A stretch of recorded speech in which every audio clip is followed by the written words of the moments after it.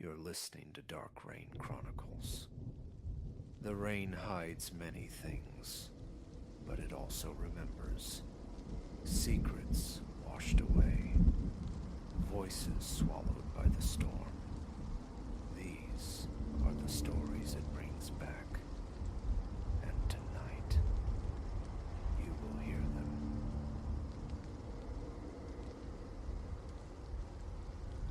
The ossified silence of my shift fractured, not with the chime of an arriving elevator, nor the scuttle of vermin in the walls, but with a voice, thin as ice, crackling through the emergency receiver. "Help," it breathed, a tremor weaving through the single syllable. "Please. I'm lost in here, trapped." 3 years I'd haunted the Argent Tower's nocturnal corridors, a sentinel named Julian presiding over empty offices and the low thrum of dormant machinery. I'd weathered the predictable phantoms, paralytic executives snoring off happy hour, the occasional masked bandit, a raccoon, pilfering from the loading bay bins, even the acrid bite of smoke from an overheating server bank. Routine specters. But this whisper, raw with a terror that felt ancient and immediate, resonated differently. Until that moment, my vigil had been a simple pact with the quiet. Patrol the glass and steel canyons, scrutinize the mosaic of camera feeds, ensure the building's slumber remained undisturbed. Tonight, the slumber had teeth. The emergency line, a stark red phone reserved for genuine catastrophe, had remained mute throughout my tenure. Now, as I navigated the sterile expanse of the 27th floor during my 2 a.m. circuit, it screamed its sudden purpose. "Stay calm, ma'am," I managed, my own voice striving for a placidity it didn't possess. "Whereabouts are you? Can you describe anything?" It's lightless," she stammered, the words dissolving into ragged breaths. "No windows. Walls feel close, like a forgotten space. A utility closet, maybe." A frown tightened my brow as I pivoted towards the security console simulacra on my tablet. Every illuminated floor plan, every hallway perspective, every stairwell view displayed only vacancy. Polished linoleum gleamed under sterile fluorescent light, undisturbed. "How did you come to be there?" "I don't remember." The panic in her voice crested, threatening to break. "Working late, then darkness. Please, he mentioned returning soon." An arctic current traced my spine. "He? Who mentioned? Is someone else with you?" Silence answered, abrupt and absolute. The line hadn't just disconnected, it felt voided. For a suspended heartbeat, I clung to denial. A hoax, surely. Elaborate, cruel, but a prank nonetheless. Yet the naked fear threading her words had been viscerally authentic. I rewound the digital archives, spooling through the evening's recorded exodus. The final employee had clocked out precisely at 8:47 p.m. Since then, ingress sensors registered 0. My hand closed around the heavy maglite, its familiar weight a meager comfort. Radio clipped to my belt, I summoned the elevator. Even if it was a ghost story spun from frayed nerves, protocol demanded investigation. As the brushed steel doors slid shut, sealing me in the ascending cage, a flicker on monitor 7 snagged my periphery. A mere ripple in the lobby's static composition, a silhouette elongating and vanishing too quickly to be certain. Impossible. The building breathed only recycled air and my own solitude. The elevator chimed its arrival at the apex floor. Stepping out, the flashlight's beam sliced into an atmosphere tangibly thicker, weighted. A tremor, unrelated to the building's mechanics, shivered through me. Dismissing it as fatigue, I commenced the sweep. Every executive suite, every conference room, every cramped supply closet yielded nothing but dust motes dancing in my light. The tower remained an empty vessel, yet turning back towards the elevator's promise of descent, a sound pricked the silence. A soft, muffled thump, seemingly originating from directly overhead. Impossible again. This was the penthouse level. Unless... An old tale surfaced, whispered amongst the custodial staff when I'd first started. Conjecture about a phantom floor, an architectural anomaly excised from official blueprints. Dismissed then as folklore, now it felt chillingly plausible. My light crawled along the wall adjacent to the elevator shaft, seeking imperfection. There, a subtle variance in the paint's sheen, roughly the dimension of a splayed hand. Compelled, I pressed my palm flat against the spot.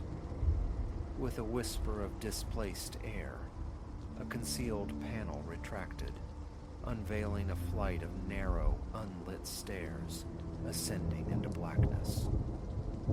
My radio erupted with static, then coalesced into a voice, making me flinch. Julian, everything all right up there? Marcus, my morning relief, hours early. Yeah, Marcus. Here, I responded, my voice betraying a slight quaver. Got a weird situation. Possible unauthorized presence. What? No way. Screens are clear down here. Place is dead quiet. I opened my mouth to articulate the impossible staircase, the disembodied voice, when the sound repeated. That soft, insistent thump. Closer now, emanating from the unseen space above. Marcus, look. You need to alert dispatch. Call the police. Tell them. The radio died. Not static, not silence, but utter electronic death. The power button was unresponsive. Perfect. I stood frozen, flashlight beam pinned on the Stygian ascent, a battle raging within. Prudence screamed retreat, wait for backup, for daylight. But the echo of that terrified whisper persisted. What if she was real? What if the threat was imminent? A deep, unsteady breath, and I committed. One step, then another, onto the hidden stairs. The air grew frigid as I climbed, the profound quiet amplifying my ragged breathing and the frantic pulse in my ears. My flashlight beam seemed to falter, the darkness leeching its strength, pressing in like velvet walls. Reaching the landing, I found myself in a corridor, alien to the sleek modernity below. Bare concrete walls wept faint trails of moisture. The floor was a cracked, dusty expanse. Hello. My call felt small, swallowed by the oppressive stillness. Security. Anybody here? Only the echo answered, mocking my solitude. I proceeded cautiously, testing each door along the narrow passage. Locked. Heavy, windowless steel slabs. What purpose did this forgotten level serve? At the corridor's terminus, one door stood slightly ajar, a dark invitation. Pushing it inward elicited a tortured groan from rusted hinges. The chamber beyond was a pit of shadow, my light struggling to pierce the gloom. Filing cabinets, cloaked in dust, stood sentinel along the walls. A hulking desk dominated the center. As the beam swept across the floor, It snagged on something that arrested my heart mid-beat. A hand, waxen and still, protruding from behind the desk. "Oh, Christ," I breathed, stumbling forward. "Ma'am, are you all right?" Rounding the desk, the flashlight illuminated the source, a tableau etched instantly onto my memory.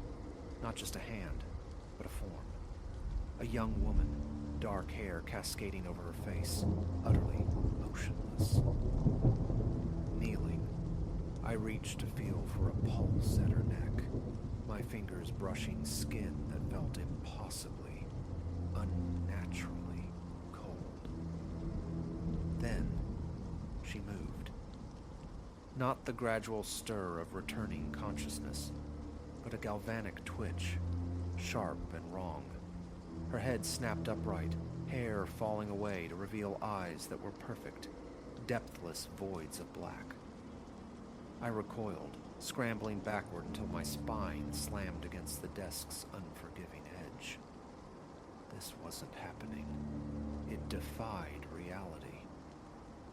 The effigy of the woman began to rise, its locomotion jerky, erratic, like a poorly handled marionette. Its mouth stretched open, but the voice that emerged wasn't sourced there. It seemed to emanate from the very air, the same terrified whisper from the phone, now imbued with a chilling resonance. "You found me." It resonated, a chorus from nowhere. "We knew you would come, eventually." Thought dissolved into pure instinct. I spun and fled, lungs burning, heart battering my ribs like a trapped bird. Behind me, I sensed, rather than heard, its pursuit. Not running, but that hideous, disjointed scuttling. I reached the stairwell and plunged down, taking treads 3 at a time, a controlled fall. Bursting back into the familiar, sterile hallway of the top floor felt like surfacing from suffocating depths. I risked no backward glance. The elevator stood waiting, doors agape like a silent scream.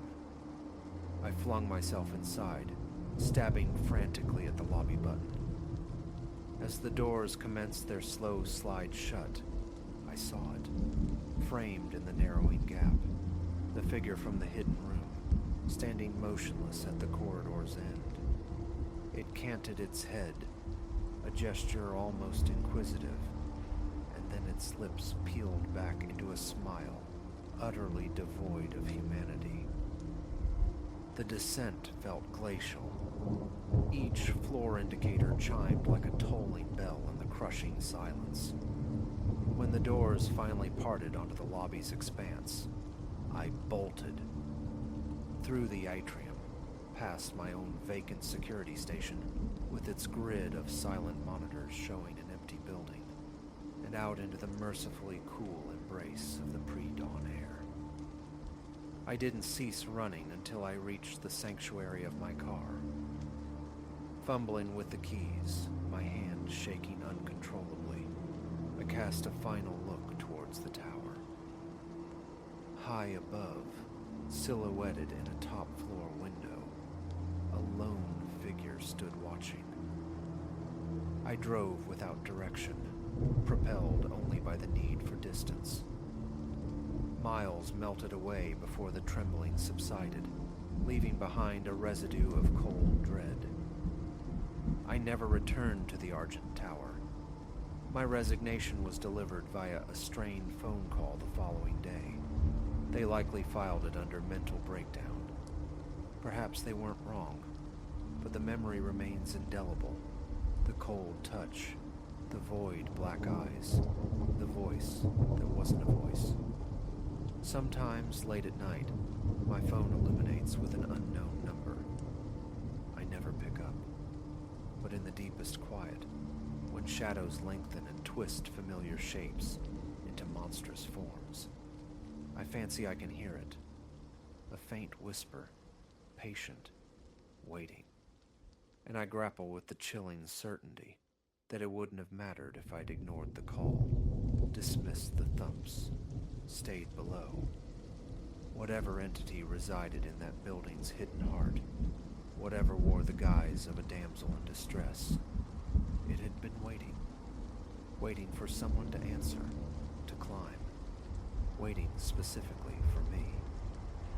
And in my darkest imaginings, I fear it waits still, somewhere just beyond the veil of the ordinary, ready to resume its horrifying welcome, should I ever stumble back into its orbit.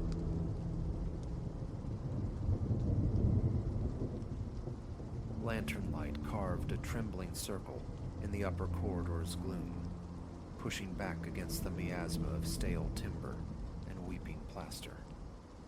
My coat still buttoned against the chill, I, Elias Thorne, stood before the rented room's closed door, listening. Already on this first night, a wrongness permeated the air. Within the very fabric of the walls, a faint stirring, a secret life unfolding just beyond sight. No soul visible, yet solitude felt like a flimsy shield against unseen company. A bitter tang coated my tongue. My palms grew slick against the cool metal of the lantern. Fixing my gaze on the tarnished brass handle, a portal to the unknown, I pushed inward, tension coiling in my gut.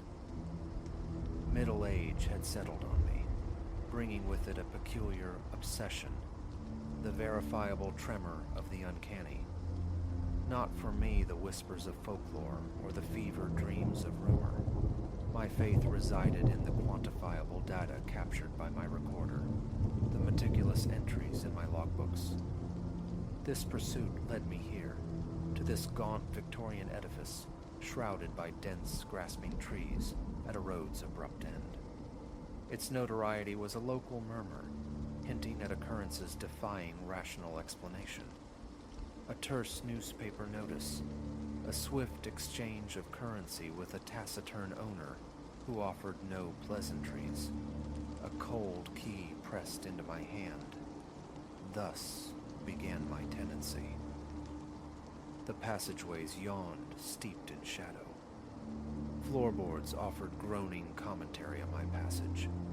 Light fixtures hung precariously, like skeletal remains threatening to plummet.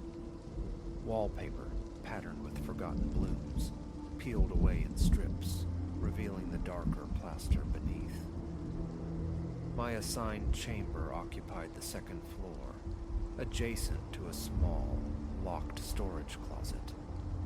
The proprietor had been strangely insistent on this location, citing its superior quietude. I saw no cause for dispute.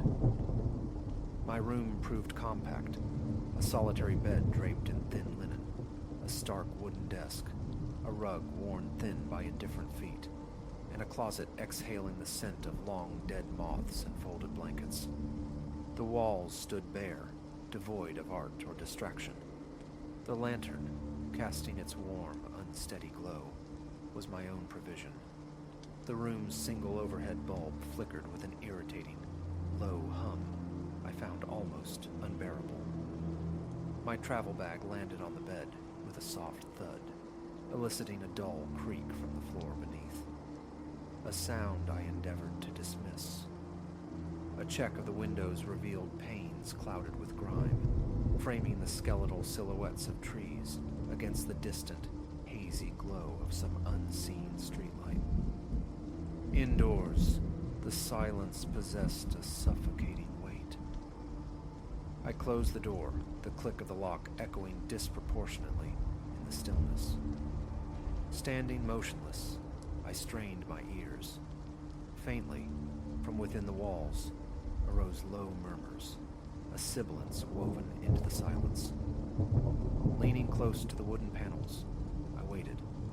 A delicate scratching accompanied the whispers, the sound of something small and trapped. A sharp rap with my knuckle against the wood. Abrupt silence.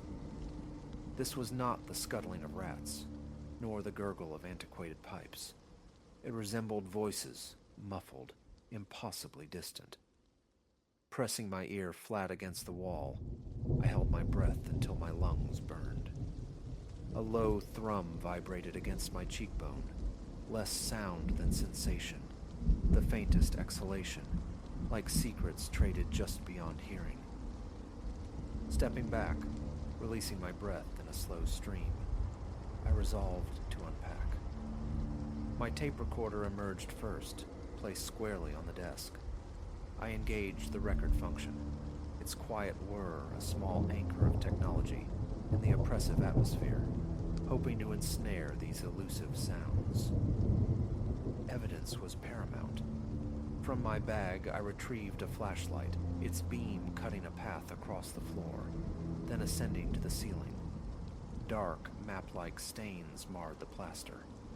The wooden ceiling panels appeared unevenly set.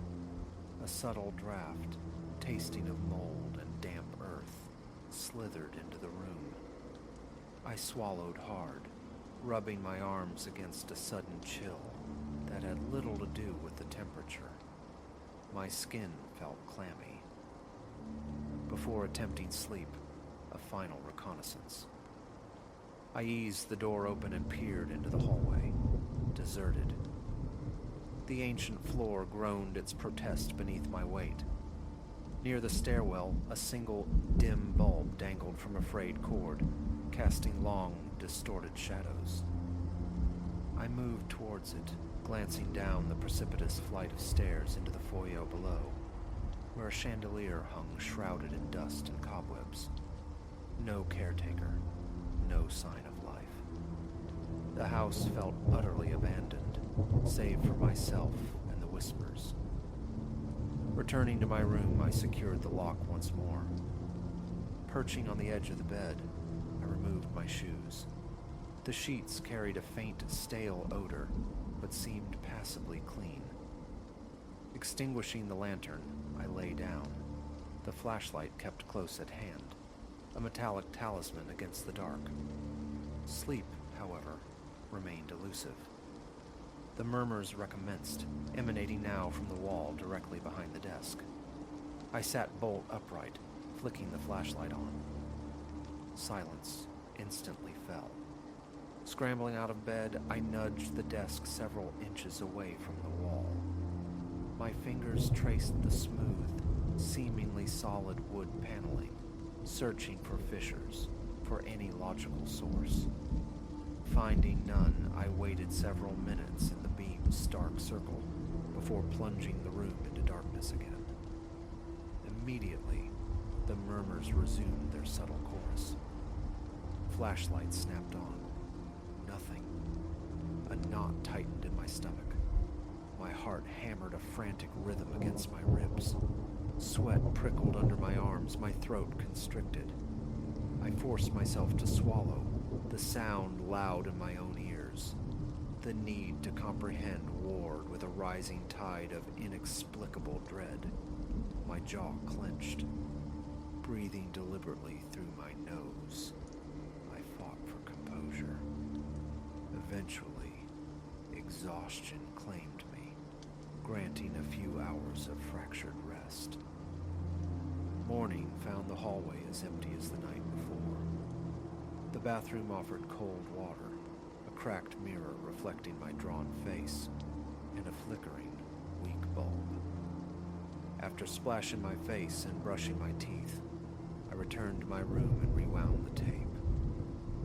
At first, only the ambient sounds of my own movements and the house's creaks emerged.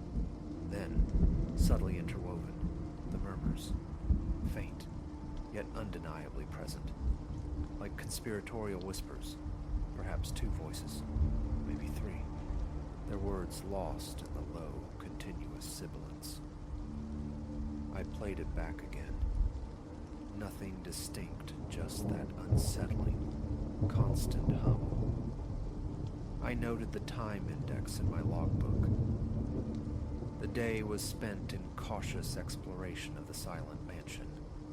Downstairs, a kitchen yielded counters layered with grime and the lingering sour breath of neglect. The refrigerator hummed, containing only a few forgotten, spoiled items. I shut it quickly. A sitting room contained a bulky armchair draped in shadows, a bookshelf filled with crumbling volumes, and a cavernous fireplace choked with soot. Dust lay thick as velvet everywhere. Selecting a book at random, its cover torn, I found its pages fused together by mold. Replacing it carefully, I listened. Only the echo of my own footsteps answered. I wandered the lower floor, calling out tentatively for the owner, for anyone. Silence swallowed my voice. One door, at the terminus of a dim corridor, remained stubbornly locked and bolted, resisting my attempts to turn the knob.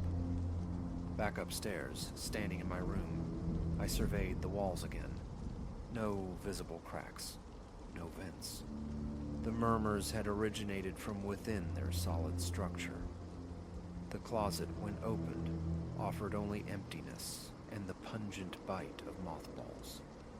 Tapping the interior walls yielded nothing but solid thuds. Lifting the worn rug revealed stained floorboards beneath. Pressing my ear to the floor. Silence. Balancing precariously on the desk chair, I examined the ceiling. Just snuffled wood, uneven joints, nothing overtly unusual. Night fell again. I sat at the desk, lantern extinguished, flashlight clutched in my hand, poised for activation. The tape recorder diligently spun its spools. Around midnight, the murmurs began anew, soft, insidious, pervasive. My shoulders tensed involuntarily. Goose flesh prickled along my arms. This time, the sound seemed less localized, emanating from all directions at once, weaving a net of whispers around me. Something, light as a cobweb, brushed the back of my neck. I jerked around, flashlight beam slashing wildly. It struck the ceiling, briefly illuminating a vague, shifting silhouette, a smudge against the dark, that seemed to flow along the wooden panels before dissolving entirely. A fierce pounding started in my chest. My breathing grew shallow, sharp. Forcing myself to stare at the spot, I saw only stained plaster and aged wood. Nothing. Rising slowly, I moved to the center of the room, each footfall punctuated by a creak from the floor. The unnerving sensation of a presence directly behind me intensified. I spun, the flashlight beam carving an arc through the empty air, revealing only the stark shapes of the bed and desk. Calm, I told myself, grit my teeth against the rising panic. The hand gripping the flashlight trembled. Stepping cautiously towards the wall where the murmurs seemed strongest, I pressed my palm flat against the cool wood.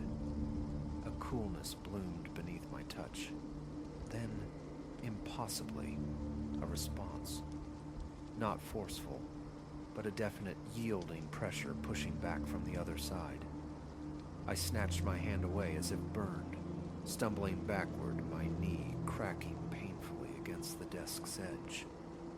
The desk rattled violently. The tape recorder tumbled to the floor.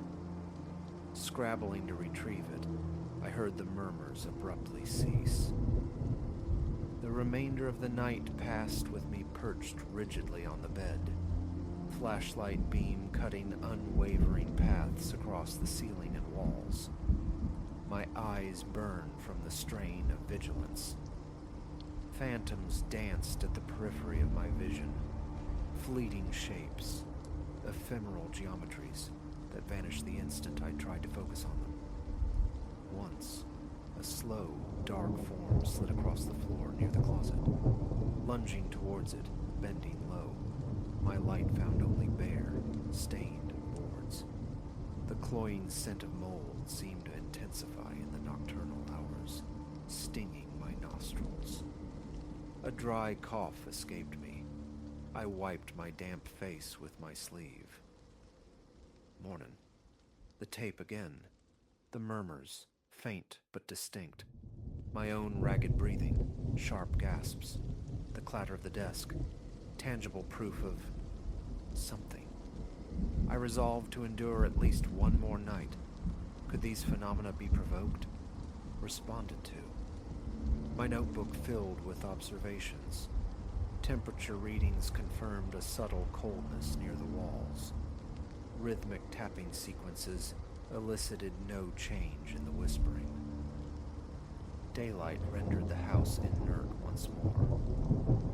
My search for documents, for any clue to the house's history, proved fruitless amidst the dusty furniture and shadowed corners. The locked door on the first floor remained impassive.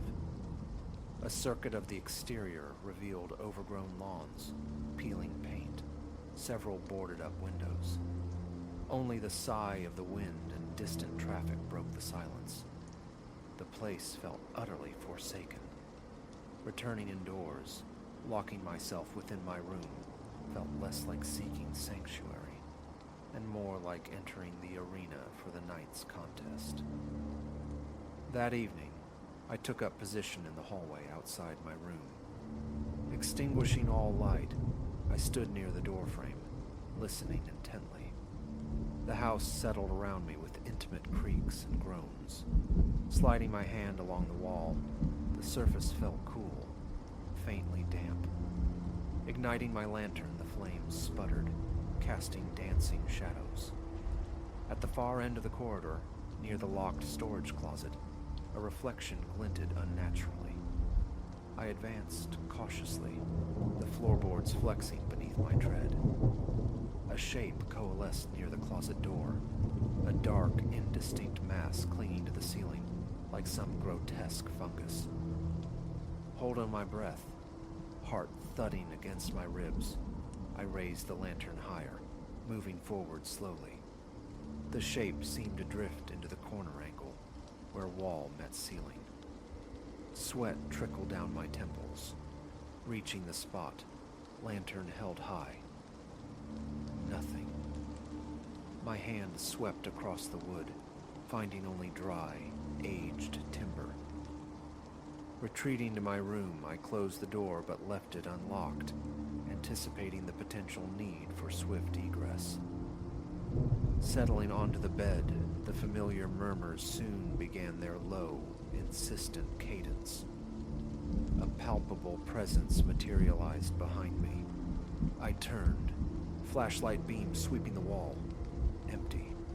A distinct light pressure settled on my shoulder. Spinning, arm flailing, I struck only empty air. My breathing grew labored, my chest tight. The salty taste of sweat was on my upper lip. Clenching my fists, I rose and paced along the wall, tapping gently. The murmurs faltered, then resumed their steady rhythm. "Is anyone there?" My voice sounded thin, fragile in the charged silence. No reply, only the ceaseless, unintelligible whispers. Pressing my ear to the paneling again, the sounds seemed closer, clearer, yet still devoid of language. Undulating tones rising and falling without forming words. Louder this time. "I can hear you. What is it you want?" Silence answered, thick and profound, yet underscored by the persistent murmuring. A pocket of intense cold formed near my left hand. The flashlight beam sliced through the dusty air, illuminating nothing tangible. Then a faint brush against my ankle. I leaped back, nearly fumbling the light. The mold smell surged, acrid and overwhelming.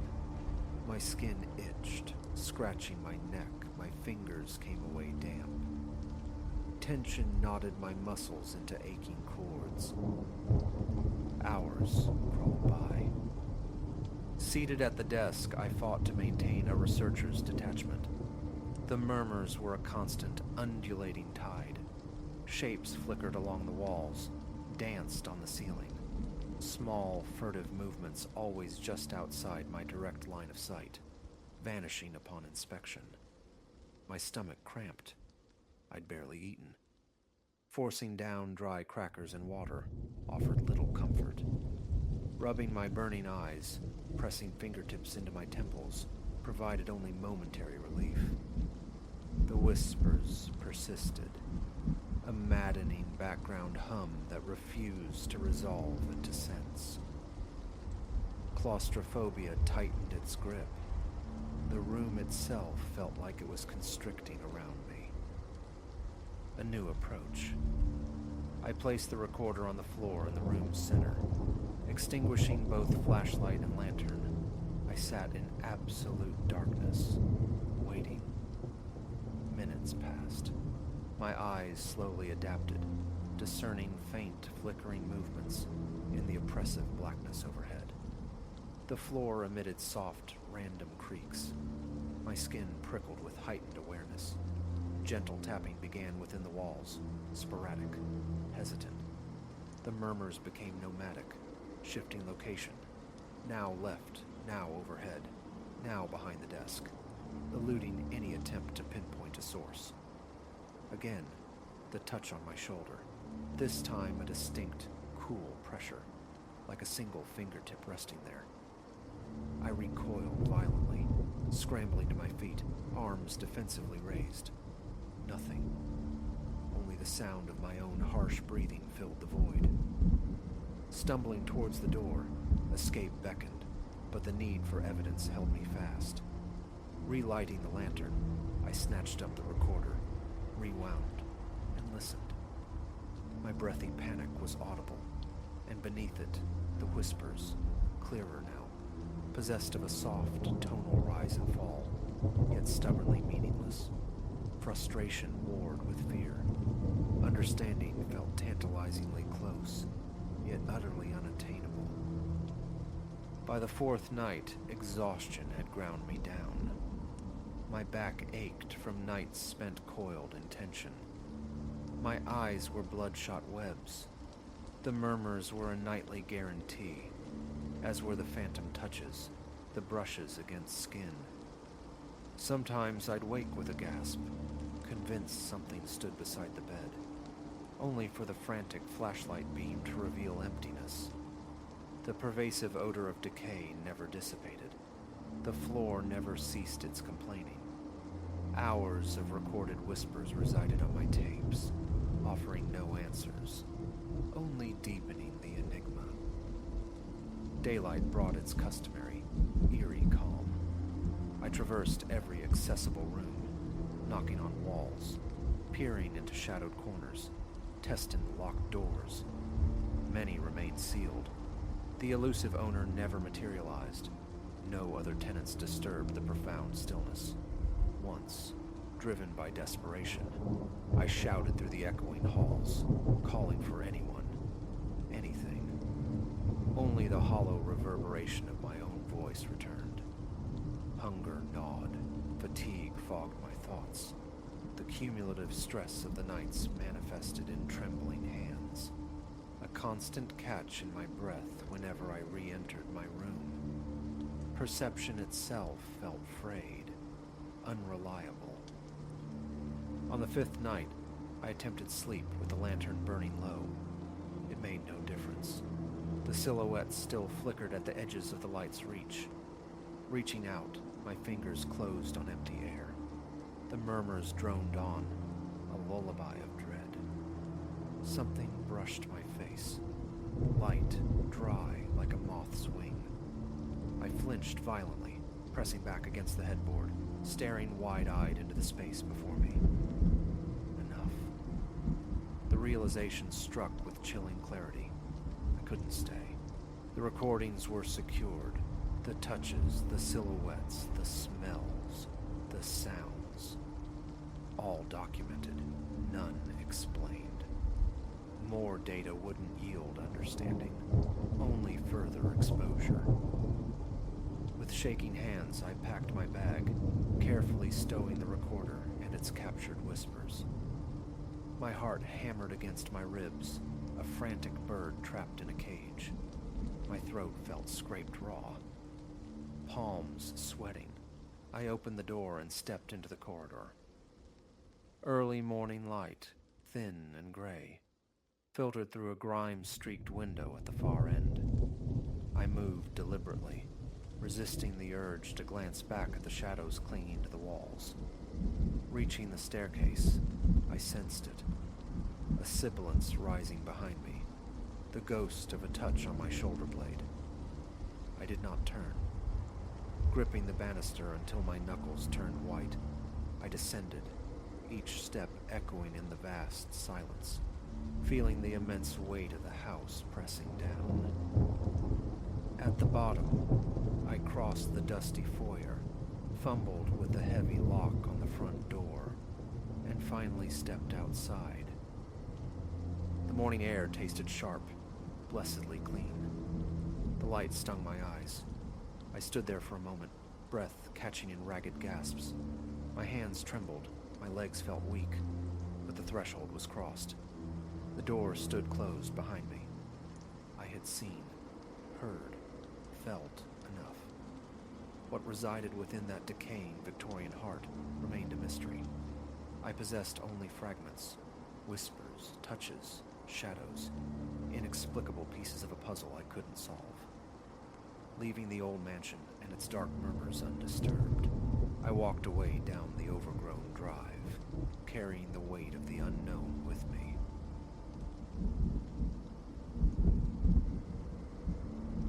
A tremor, not of the earth, but within my own veins, followed the instant my skin met the alien bloom. A mistake. Profound. Immediate. What commenced as a tranquil pilgrimage into the woods, a communion with the green and growing, devolved with appalling speed into a breathless flight from a thing that spat in the face of taxonomy. If only I had heeded the hamlet's hushed tones, the lore surrounding the forest's shadowed core, a place shunned even by the wild things. My name is Ilara. The forest was less a hobby, more scripture I deciphered leaf by leaf, root by root. A self-taught student of flora, an apothecary of the wild, my weekends were surrendered to the sprawling woodlands bordering our quiet town, cataloging verdure, gathering simples for tinctures and balms. It was devotion, a thread binding me to the terrestrial pulse in a way nothing else approached. That pivotal Saturday unfurled like countless others. Pre-dawn departure, rucksack laden with guides, specimen pouches, sustenance for the day's journey. The air, sharp and clean, carried resinous whispers of pine and the rich perfume of damp soil. Avian calls stitched the silence. Somewhere deeper, a woodpecker hammered out its percussive signature. Hours melted away under my boots. I pressed further than habit dictated, drawn by an unfamiliar pull, until I breached a secluded clearing. Sunlight, fractured by the dense canopy overhead, spilled onto the forest floor in shifting mosaics of light and shade. And there, occupying the clearing's heart, pulsed a botanical anomaly. Its foliage, a profound shifting violet, gleamed with an almost liquid metal luster. The central stalk throbbed faintly, a silent, vegetal heartbeat. Wispy tendrils extended, swaying to an unfelt current. Curiosity, that old serpent, coiled around my caution. I advanced deliberately, hand extended. A frantic signal flared in my hindbrain. Retreat. Turn away. Yet the plant exerted a siren's pull, its soft undulations seeming to quicken, to beckon as I neared. The contact, finger pads against a shimmering leaf, detonated the world. Energy, raw and electric, surged through my arm. A static charge magnified into a physical blow. I snatched my hand back, a strangled gasp escaping my lips. But a circuit was complete. The trespass made. A stillness hung for a heartbeat. Then, with a gradual nauseating fluidity, the plant stirred. Its tendrils coiled, elongated, reaching for me with unnerving deliberation. The pulsing amplified, accompanied now by a low, resonant hum that vibrated in my bones. I stumbled backward, my own heart hammering a frantic counterpoint. Impossible. Flora did not exhibit such animation, such predatory intent. But before my horrified gaze, impossibility surrendered to grotesque reality. The plant wrenched itself from the earth, its root system contorting into spindly, obscene limbs. It skittered toward me, a blur of iridescent purple and grasping appendages, shockingly swift. That shattered the paralysis. I pivoted and fled, plunging into the dense undergrowth, heedless of path or concealment. Behind, I registered the pursuit, a susurrus of disturbed leaves, the sharp snap of twigs marking its relentless advance. I ran until fire filled my lungs, until my legs turned to waterlogged timber. Only then, gasping, did I risk a backward glance. The clearing had vanished. A fragile hope flickered. Perhaps I'd outpaced it. Then, a flicker at my periphery. Something violet, metallic, weaving through the trees. It persisted. It hunted. As the sun bled towards the horizon, painting the woods in long, skeletal shadows, a colder fear took root. I was adrift, thoroughly disoriented by panic. Darkness loomed, promising to trap me in this wilderness with that.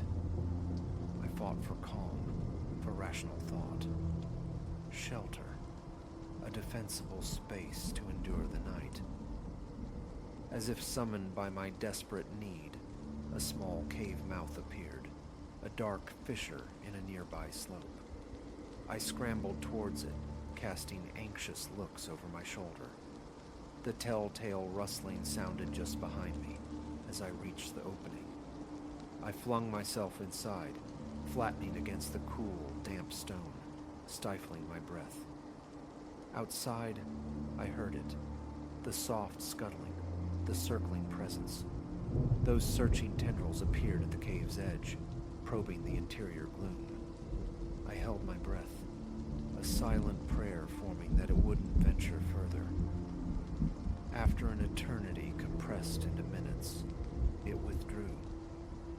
A shuddering sigh escaped me, but the tension remained, coiled tight. It was still out there, waiting. Night descended, and the forest found its nocturnal voice. Owl calls, the furtive movements of unseen creatures. Yet underpinning these familiar sounds was the alien hum, the throb I'd first heard near the plant. It seemed omnipresent yet directionless, saturating the air with a suffocating, otherworldly pressure. Exhaustion eventually claimed me, dragging me into a fitful doze. Consciousness returned with the pale, tentative light of morning seeping into the cave. For a disorienting moment, the preceding terror felt like a fever dream, but a cautious peek past the cave entrance confirmed the nightmare's persistence. It was there. The plant thing waited, its violet leaves pearled with dew. Detecting my movement, it stirred, commencing its approach. I recoiled into the cave's embrace, mind racing. I couldn't remain entombed, yet escape seemed futile. It was faster. A fragment of botanical lore surfaced, pyrophobia, the aversion many plants exhibit to flame. A desperate gamble, but the only one available. Rummaging through my rucksack, I offered silent thanks to whatever providence ensured I'd packed matches and a small vial of alcohol-based hand sanitizer. Meager fuel, but perhaps sufficient for a burst of defensive fire. Drawing a ragged breath, I steeled myself. Now or never. I burst from the cave, instantly locating the creature. It reared, tendrils unfurling like grasping fingers. This time, I held my ground. As it lunged, I squeezed the sanitizer vial, simultaneously striking a match against the stone. The alcohol caught, erupting in a brief, ferocious gout of flame. The reaction was instantaneous, violent. The creature flinched back, tendrils retracting sharply. It emitted a high, thin keening, a sound that scraped along my nerves. I pressed the attack, advancing with my makeshift incendiary. Each pulse of fire drove it further back, its movements growing jerky, panicked. With a final, desperate surge, I directed a sustained stream of flame. The creature writhed, convulsed, its unbearable cry escalating to a frantic crescendo. Then, astonishingly, horrifyingly, it began to dissolve. The shimmering leaves crisped, blackened, crumbled to ash. The pulsing stem buckled, collapsing inward. Within moments, only a small mound of smoking detritus remained. I stood, breath sawing in my throat, limbs trembling from adrenaline's ebb. Over. I had survived. But as I turned, preparing to navigate my way back to the known world, a detail snagged my gaze, chilling me to the marrow. All around a small patch of earth where our final struggle occurred, they emerged. Dozens of tiny purple shoots, piercing the soil like nascent fangs. The implication struck with physical force. This wasn't concluded, merely paused. The entity I'd faced was but a vanguard, the first to reach maturity. But others followed, a legion stirring beneath the loam, poised to grow, to hunt, to propagate. In that instant, escape felt like desertion. A weight settled upon me, responsibility, a duty to sound the alarm, to discover a means of containment before this verdant horror spilled beyond the forest's edge, because the consequences of its spread were unthinkable. Walking back towards the town, my thoughts churned, already formulating strategies. Botanists, ecologists, perhaps even governmental agencies. Someone must possess the knowledge to counter this threat. Yet a stark certainty resonated deeper. I was likely the sole witness who grasped the true nature of the peril, the only one to confront these organisms and endure.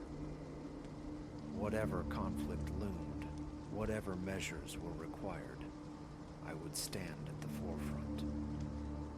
For knowledge, sometimes, is a terrible burden, yet it is also a potent weapon, and I would wield every fragment of understanding I possessed to ensure the monstrosities I'd encountered remained confined to these woods. Reaching the forest boundary, I paused, casting a final look into the deep emerald heart where my ordinary existence had irrevocably fractured, replaced by this extraordinary dread. I drew a deep breath, bracing for the trials ahead. This was only the inception, but I was prepared to resist, to shield, to confront whatever unnatural life these ancient woods might yet conceive, because someone had to, and that someone was now me.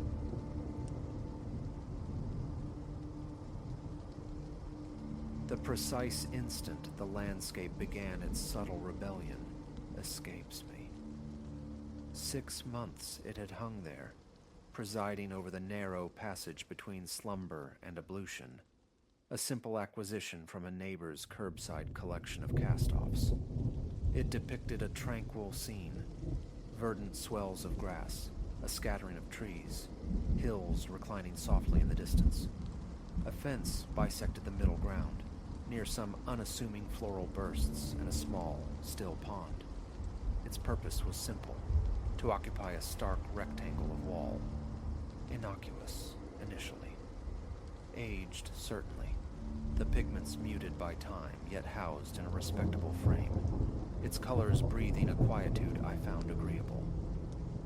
Weeks dissolved, and the painting settled into the background hum of domesticity, an unexamined fixture on my daily route.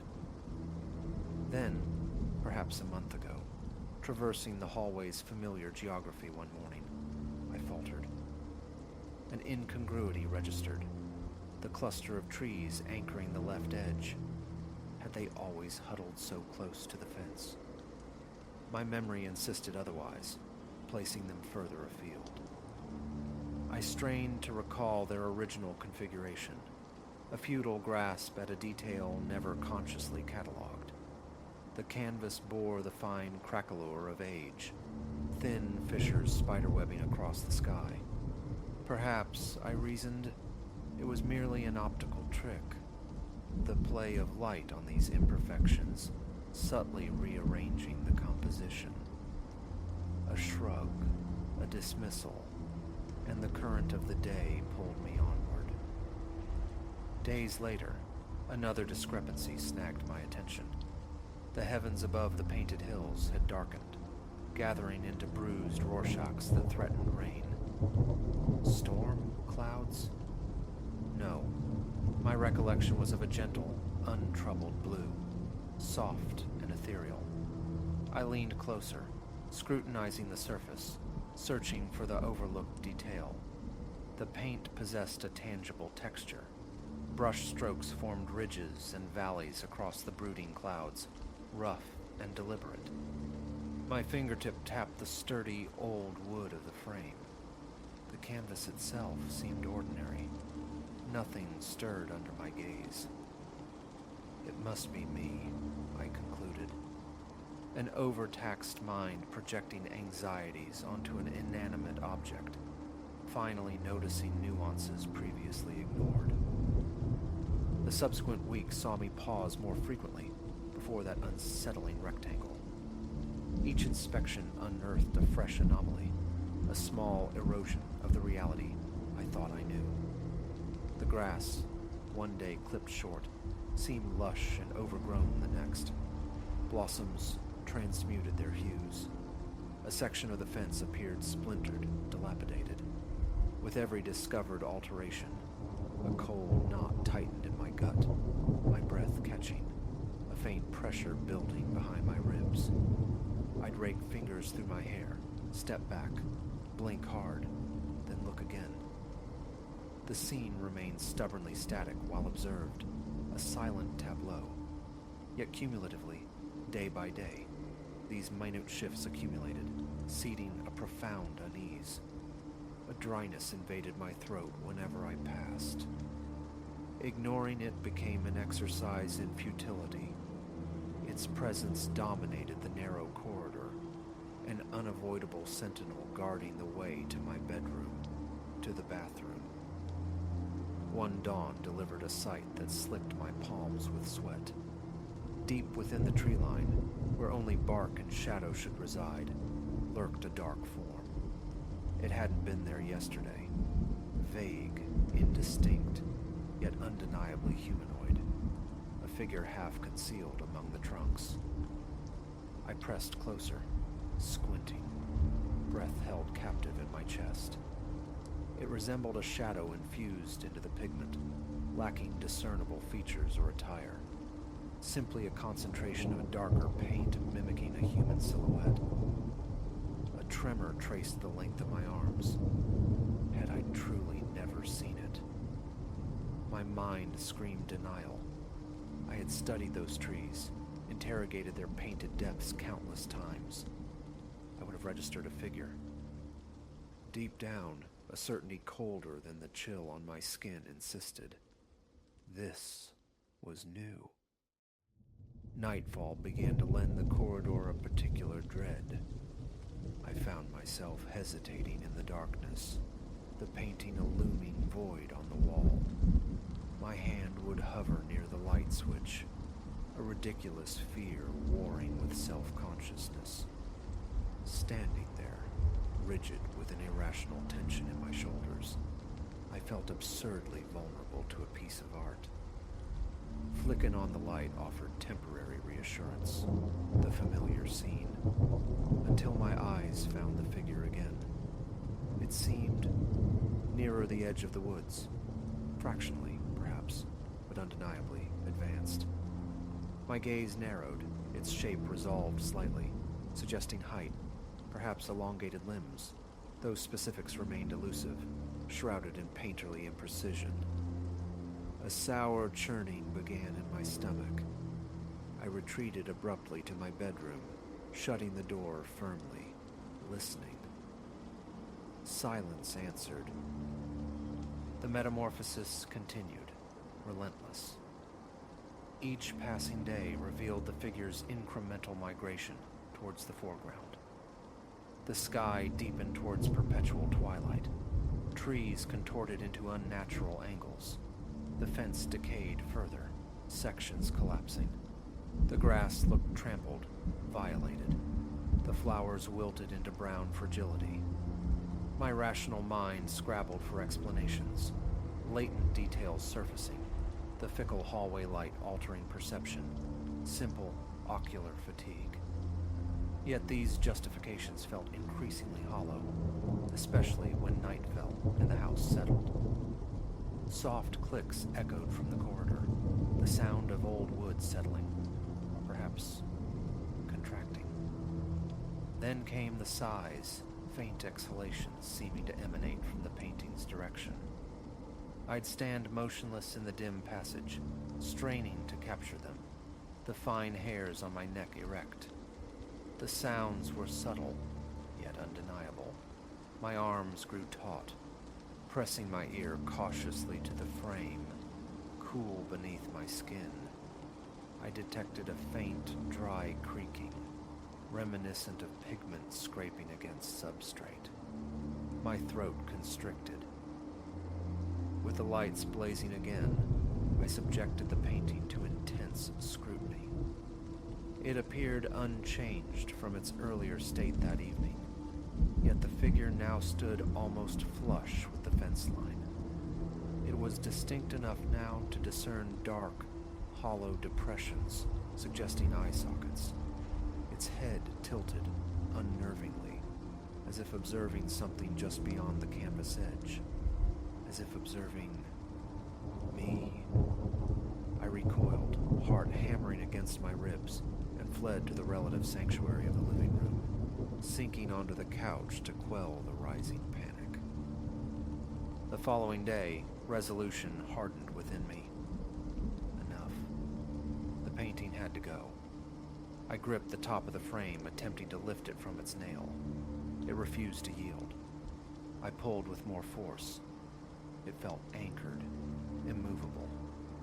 Inspecting the back revealed nothing unusual, just the single nail it had always hung upon. Yet now the frame seemed fused to the wall itself. I strained, pushed, pulled. The wood groaned in protest. The painted surface seemed to ripple beneath the glass, an optical illusion born of my exertion. But the painting remained stubbornly fixed. Resorting to a flathead screwdriver, I tried to pry it loose. The tool's tip bit into the plaster, chipping fragments away, but the frame held fast. Sweat beaded on my forehead, my jaw clenched. One final desperate heave, channeling all my weight into the effort. The frame emitted a tortured creak, but clung tenaciously to its position. My muscles burned. Defeated, breathing heavily, I conceded, deciding to leave it, for now. That night, plunged into the hallway's darkness. I stood utterly still, listening. A delicate tapping emerged, like fingernails on wood, seeming to originate from within the frame. It was followed by a soft, viscous sliding sound. My hand shot to the switch, flooding the space with light. The painting's surface glistened, unnaturally wet. I leaned in. The figure stood directly behind the fence now. The painted wood around it splintered and broken. Its form seemed taller, leaner, stretched somehow. The sky was almost uniformly black. The grass lay flattened, dead. My face hovered inches away. Tiny, dark droplets beaded on the painted fence posts. Instinctively, I reached out, touching the glass, expecting smooth solidity. My fingertip met a yielding dampness. It recoiled, slick.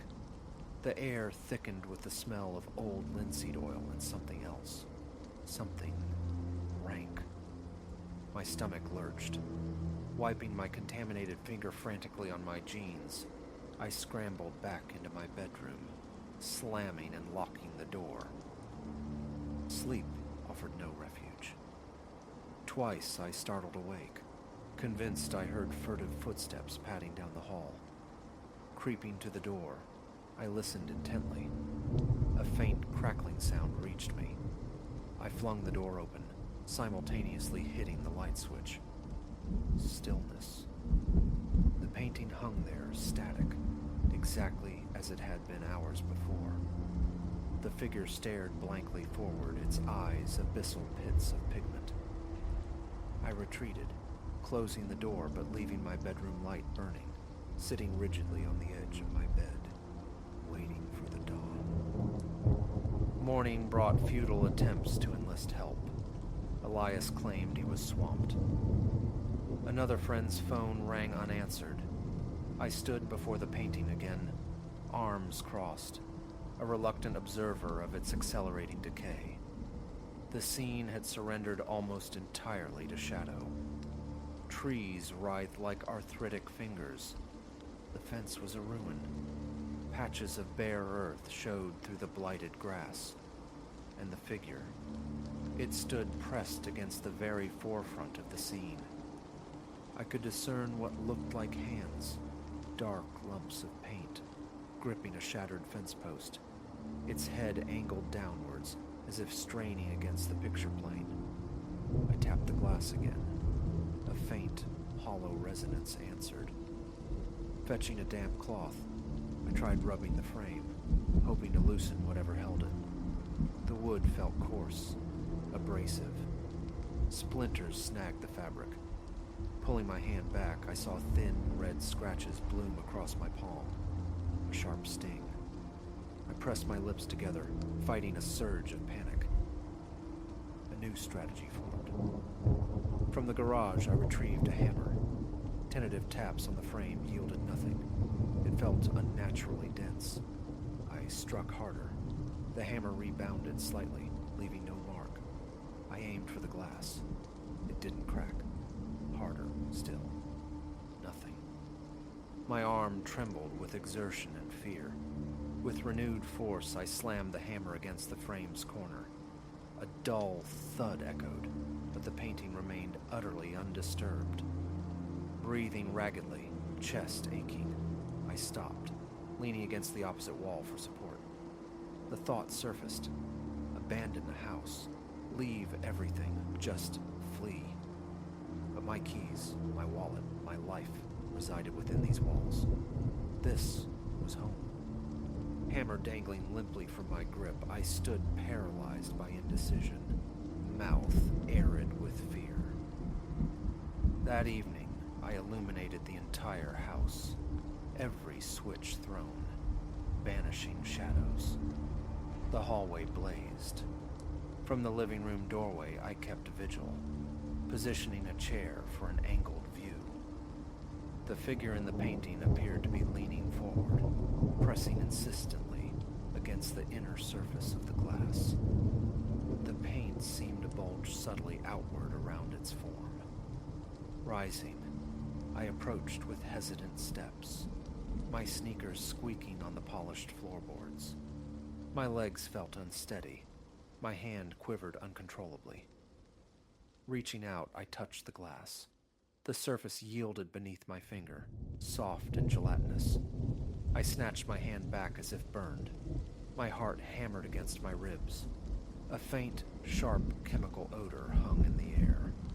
Fresh paint, volatile and wrong.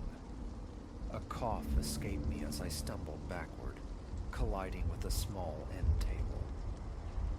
A distinct click resonated through the house. The lights flickered, dimmed, then stabilized, albeit at a lower intensity. My gaze snapped back to the painting.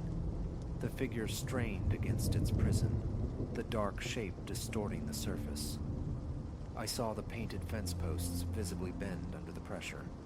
An arm, dark and ill-defined, pushed outward, stretching the very fabric of the canvas. A wet, sucking sound accompanied the movement. My throat seized. Every muscle tensed. I retreated further, sweat trickling down my neck.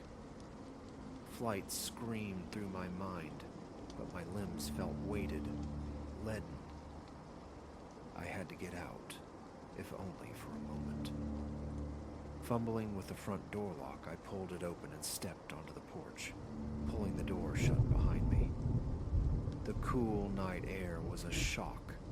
I gulped it down, trying to purge the lingering paint fumes from my lungs, wiping my face on my sleeve. My head felt strangely light. For an hour I remained there, pacing the small space, forcing calm, trying desperately not to replay what I had witnessed. Eventually, the chill and the lack of options drove me back. Where else could I go? Re-entering the house, I was met by a soft, scraping noise emanating from the hallway. Wood sliding against wood. Turning the corner, my blood ran cold. The painting hung askew, no longer flush with the wall, its bottom edge jutting outward. The glass surface looked warped, like heat-melted plastic. And the figure, it was halfway out. A three-dimensional darkness pushing its head and shoulders through the ruptured canvas. Viscous, dark, fluid, thick as tar but smelling sharply of turpentine, dripped from the breach onto the floorboards below. I froze, breath trapped. A low, wheezing respiration filled the silence. The emerging head shifted slightly, featureless, a mere suggestion of a face sculpted from shadow, bumps and hollows where senses should be. Its shoulders were broad, asymmetrical. It wore darkness like a garment. I stumbled backward, nearly falling. My hand flew to the light switch, flicking it uselessly off and on. The bulb flickered violently, but remained lit. The figure continued its grotesque birth, sliding further into the hallway. I saw its arm fully now, bent at an impossible angle, paint-slicked fingers trailing fluid onto the floor. The corridor reeked, the chemical stench overpowering. Coughing, I pressed my hand over my nose and mouth, eyes watering. I retreated until my back hit the wall, trapped. The hammer lay forgotten somewhere. Raising it now felt futile against this emergence. Its torso was almost clear, pulling itself free with soft, sickening cracks. Panic overwhelmed reason. I bolted into the living room, snatched a throw blanket from the couch and rushed back, flinging it over the painting. It slithered off immediately, pooling on the floor. I averted my eyes from the figure but couldn't block the sounds. Wet, squishing noises, the sounds of something viscous and heavy moving. I backed away again towards my bedroom, the only path of retreat, as the entity now occupied the space between me and the bathroom, between me and escape. I retreated into the room, keeping keeping my eyes fixed on the hallway's threshold, pulling the door almost closed, but leaving it unlatched, refusing to seal my own potential tomb. I stood just inside, heart pounding, listening. Silence descended upon the hallway. Then, after minutes that stretched into an eternity, a soft rustling, the faint creak of a floorboard under unfamiliar weight. My heart hammered against my ribs. My legs threatened to buckle. Escape beckoned, the front door, but that route led directly past the hallway's mouth. I waited, listening, barely breathing. The acrid smell of paint seeped under the door, thick and cloying, making my head swim. I had to leave. Now. Snatching my keys and wallet from the nightstand, I took a steadying breath and pulled the bedroom door open. The hallway light was dimmer, flickering erratically. The painting was empty. The frame hung askew, warped and violated. The canvas within was a dark, weeping wound on the wall, dripping sluggishly. The figure was gone. A scraping sound echoed from the living room. Not daring to look, I launched myself forward, sprinting down the hall towards the front door, my feet skidding slightly on the slick patches near the ruined painting. My breath came in short, ragged gasps. Reaching the door, I wrenched it open, stumbled outside, and slammed it shut behind me. Standing on the porch, gasping in the cold night air, I stared back at the closed door. From within the house came a muffled thud, like heavy furniture being displaced. There was nothing else I could do. I stumbled down the steps, across the lawn to my car in the driveway. Inside, I started the engine, the sound unnaturally loud in the stillness. Looking back at the house, its windows glowed with the lights I'd left burning. No movement visible within. I sat there for a long moment, engine idling, breath still coming too fast, the clammy residue of sweat drying on my skin. Whatever that thing was, whatever had climbed out of the canvas, I wasn't staying to find out more. Gripping the steering wheel with trembling hands, I reversed out of the driveway and drove away. The smell of paint clung stubbornly to my clothes, and my fingertips still felt faintly sticky. Returning was not part of any immediate plan.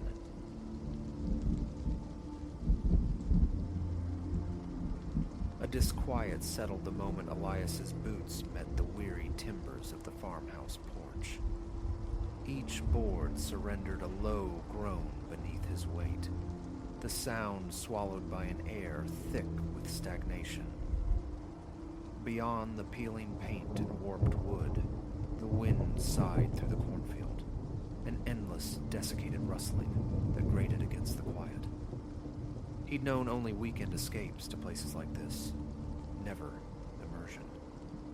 Now, this inheritance from his city-bound father felt less like sanctuary, more like exile. Then his gaze snagged on the sentinel in the corn.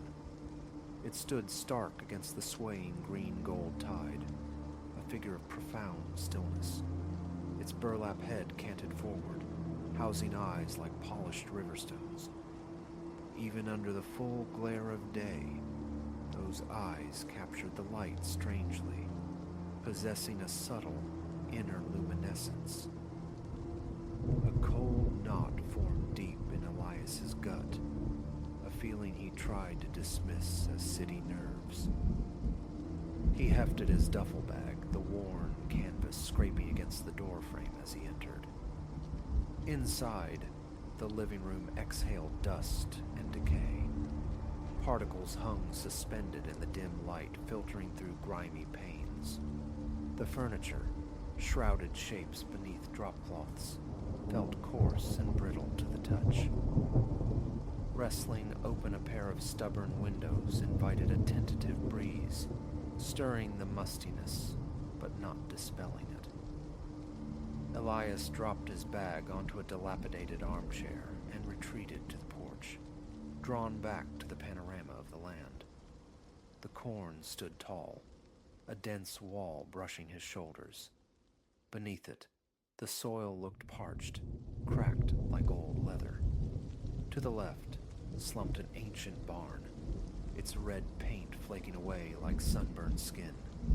And there, presiding over the heart of the field, the scarecrow. Tattered shirt, baggy trousers, straw-stuffed arms outstretched in rigid welcome or warning. Its hat, battered and stained, bore gaps where the weave had surrendered. Yet it was the eyes that held him captive, not mere buttons but vitreous orbs, slick and reflective as dark marbles. He circled the house, seeking the small generator tucked near the back wall. From this new vantage, the scarecrow's head appeared different, its gaze averted. Just nerves, he reasoned, the isolation playing its tricks. He primed the generator.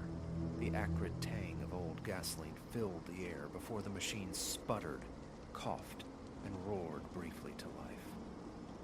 The sound echoed, sharp and lonely, then dissolved back into the pervasive whisper of the corn. Leaning against the clapboard siding, Elias let his gaze drift back. The scarecrow remained unmoving. Night fell heavy and encompassing. Exhaustion from rudimentary cleaning and unpacking settled deep in his bones. Elias extinguished the living room lamp, the sudden darkness amplifying the world outside the window. Moonlight bathed the corn in an ethereal wash, silvering the tops of the stalks. He saw it then, the crown of the scarecrow's head, just visible above the rows, its eyes catching the lunar glow like twin beads of quicksilver. He stared, breath catching, a peculiar pressure building in his chest. Just cloth and straw, he insisted silently, a ridiculous effigy. Forcing himself away from the window's magnetic pull, he sought the dubious comfort of bed. Sleep proved elusive. The wind, no longer a sigh, became a sibilant murmur against the glass, punctuated by imagined footfalls on the dry earth outside. Once, a distinct crunch directly below his window jolted him upright. He sat rigid, straining to hear, mouth dry, pulse hammering against the silence. Nothing followed. A falling branch, perhaps. Eventually, fragmented sleep claimed him. Morning found Elias on the porch, nursing lukewarm coffee from a chipped mug. His eyes instinctively sought the cornfield. The scarecrow's arms maintained their cruciform pose, yet its torso had shifted. A fractional turn, almost imperceptible, yet he felt a certainty that tightened his stomach anew. The breeze was gentle, insufficient to pivot a figure impaled on so stout a post. Taking a deliberate breath, he resolved to inspect it closely. As he approached, threading through the tall stalks, his attention snagged on the ground at its base. Strange geometries were etched into the dirt, spirals nested within circles, lines radiating outwards at odd angles. He knelt, tracing a groove with his fingertip. The soil within felt faintly damp, recently disturbed, releasing a faint, earthy, bitter odor. Standing, he confronted the scarecrow's face. The burlap sack was crudely stitched, but the eyes, they weren't buttons or beads. Smooth, cool, undeniably stone-like. He tapped one gingerly, cold. It threw back a distorted reflection of his own face. He scanned the surrounding corn, a prickle of unease crawling his spine. Nothing. Only the incessant sway and rustle. Days blurred into a routine of minor repairs. A loose floorboard secured, the roof checked for vulnerabilities.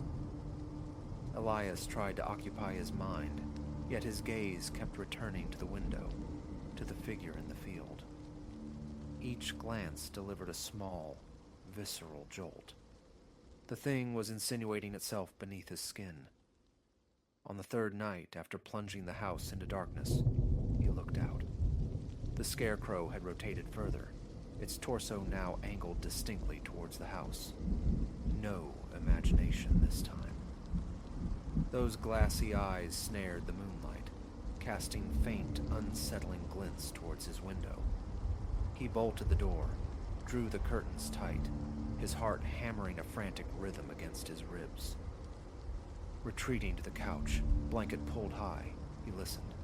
The wind whispered, the old house groaned, and then footsteps. Slow, deliberate, crunching across the yard's gravelly patches. Not settling sounds, not the wind. Someone or something moving with stealthy care. He lay frozen, breath held captive, the thudding of his own heart deafening. Sweat beaded on his palms, the urge to look warred with a paralyzing fear. After an eternity, the steps faded, replaced by a dry rustling within the corn, the sound of stalks being pushed aside. He awoke on the couch, stiff and unrested, the gray light of dawn filtering through the curtains. Outside, he circled the property, searching for tracks. No clear boot prints, but more of the bizarre symbols scarred the earth near the cornfield's edge. Larger now, bolder, as if gouged with a sharpened stick. He crouched, tracing a spiral, its edges feeling unnervingly fresh. A shiver traced its way up his spine despite the morning's growing warmth. His skin felt clammy. Looking up, he saw the scarecrow seem to be leaning forward slightly from its post. He backed away instinctively. Enough. He needed it gone, or at least understood. Fetching a claw hammer from the barn's dusty recesses, Elias marched into the corn, the air within the rows feeling suddenly thick, unnaturally silent. No birdsong, no insect hum, only the claustrophobic rustle enclosing him.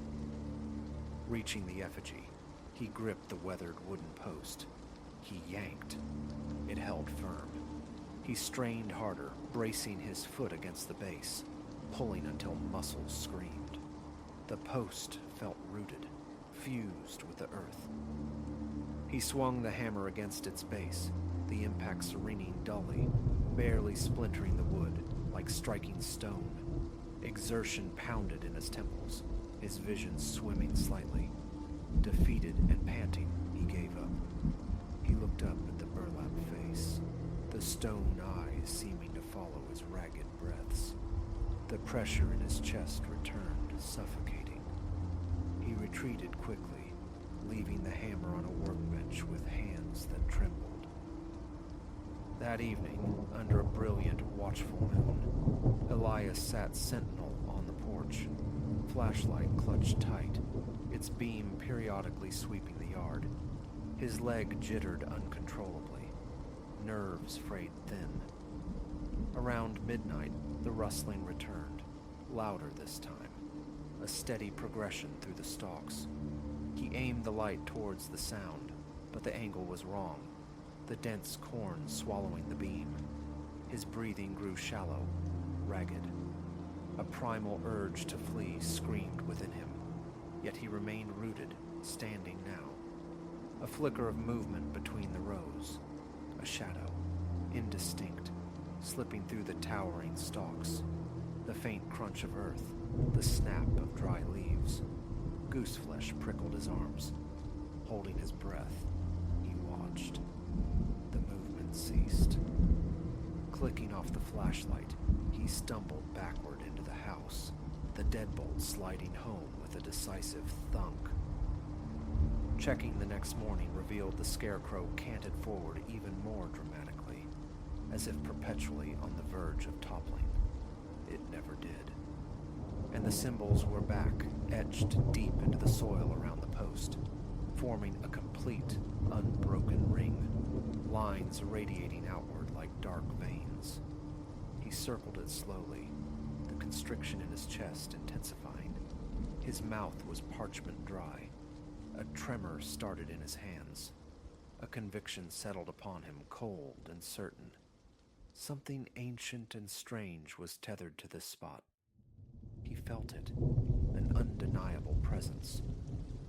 He decided to call Marcus, a friend whose farm lay a few towns over. Recounting the tale, the moving scarecrow, the unsettling symbols, earned him only laughter, suggestions of fatigue and isolation playing tricks. Yet, Marcus promised to drive over on the weekend, help him wrestle the damn thing out. The offer provided a sliver of relief. Elias resolved to wait. But the nights grew progressively worse. More footsteps, sometimes seeming to circle the house entirely. He woke once to the faint metallic rattle of the doorknob, a subtle, insistent turning. He stood frozen in the dark hallway, pajamas clinging to his damp skin, fists clenched, listening to the frantic pulse in his ears. The sound ceased abruptly. His heart felt dangerously close to bursting. The day Marcus was due arrived bright and empty. Elias watched the driveway, a knot of anxiety tightening with each passing hour. No car appeared. His phone, when he tried it, displayed only weak, intermittent signal bars. He couldn't connect. By mid-afternoon, a grim resignation settled over him. He walked back out to the field. The scarecrow was now angled so acutely forward, its face pointed directly at the farmhouse, stone eyes reflecting the flat, gray daylight. The ring of symbols looked deeper, freshly carved. He kicked at one of the patterns, a surge of frustrated anger rising, but his boot slid on the loose soil, nearly sending him sprawling. His breath came in short, sharp gasps. A peculiar tingling spread through his arms. The impulse to flee warred with a stubborn, inexplicable need to understand. That night, Elias positioned a chair by the living room window, granting a clear view of the moonlit field. He sat in total darkness, weary but hyper-alert, waiting. The moon, huge and luminous, bleached the cornrows pale. The scarecrow maintained its forward-leaning posture, arms spread slightly, an ominous silhouette. Around the deepest hour of night, movement flickered at its base. A dark shape, low to the ground, scrabbled around the post. Elias squinted, heart seizing. A faint scraping sound reached him. Metal on wood. Then a soft grunt, or perhaps a hiss, carried on the still air. His limbs felt leaden, his mind racing, trapped between disbelief and terror. He couldn't look away.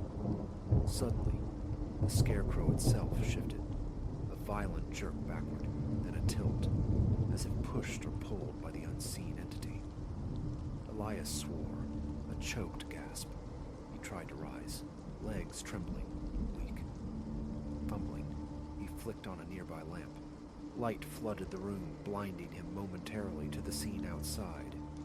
He heard frantic rustling retreat into the corn. Then silence descended once more.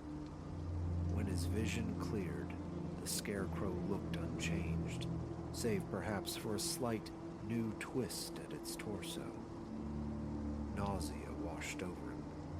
He paced the confines of the living room, wondering if he should call the sheriff, then scoffing at the thought. My scarecrow moves at night, officer. Before the faintest hint of dawn touched the sky, Elias left the house armed with a shovel and a length of sturdy rope. He was finished waiting, finished watching. He strode through the damp corn, his breath pluming in the cool air, stomach churning with a volatile mix of fear and resolve. Reaching the figure, he jammed the shovel blade into the earth around the post, leveraging it back and forth, digging, prying. His arms screamed with the effort. Minutes passed in strained silence, broken only by his ragged breathing and the grating of metal against soil. Then, a sharp crack. The post shifted. Heart leaping, he looped the rope around the scarecrow's midsection and pulled, pouring every ounce of strength into the effort. Muscles protested, burning. The post wobbled, resisted, then with a final, wrenching heave, tore free from the earth's grasp. Clods of dirt rained down. Elias noticed something dark and viscous clinging to the splintered base of the wood, like wet tar. His vision momentarily blurred. A dull ache throbbed behind his eyes. He dragged the heavy effigy away from the circle of symbols, across the uneven ground, hauling it towards a patch of bare earth behind the barn. He dropped it there, stumbling back, gasping for air. The scarecrow lay sprawled, inanimate, its stone eyes staring blankly up at the paling sky from its burlap face. He rubbed his temples, shaking. What now? He didn't know. Only that it had to be kept away from that place in the corn. When the sun finally crested the horizon, painting the sky in bruised colors, Elias trudged back towards the house, ignoring the sharp protest in his shoulders and hands. His plan was simple. Load the scarecrow into his truck, drive it miles away, dump it where it could never find its way back. But upon returning to the spot behind the barn, it was gone. The rope lay discarded, coiled loosely in the dirt. The ground bore scrape marks, evidence of something heavy being dragged away. Frantically, he scanned the area, breath coming hard, sweat staining his eyes. The corn rustled faintly in the distance. No sign of the scarecrow. His thoughts scattered like frightened birds. Leave. Get out now. Yet, an invisible tether held him fast. A refusal to abandon this place to its secret malignancy. Elias remains here now, a prisoner in the quiet farmhouse, pacing, checking windows, listening. Behind the barn, the ground lies empty. The cornfield stands silent, watchful, yet he cannot tear his gaze away. He feels them, those stone eyes, waiting patiently for nightfall. The silence itself has become a weight, pressing in, amplifying the frantic beat of his own heart, the tremor in his hands. He hears nothing but the sound of his own existence in the empty house. Fear coils tight in his gut, the fear of venturing out, warring with the unbearable tension of staying within. He stands by the window, staring into the dense rows of corn, waiting for a flicker of movement, for a sign, waiting for the cursed sentinel to reveal itself once more, gripped by the unshakable certainty that it is close, watching, forever keeping its silent, impossible vigil over this haunted land.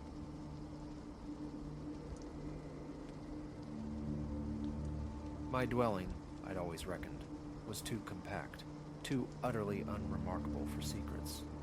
4 chambers linked by a pinched corridor, possessions kept minimal, surfaces clear. Comfort was usually the prevailing sentiment. Yet, these past weeks, a nightly ritual post-ablutions has curdled into something unsettling.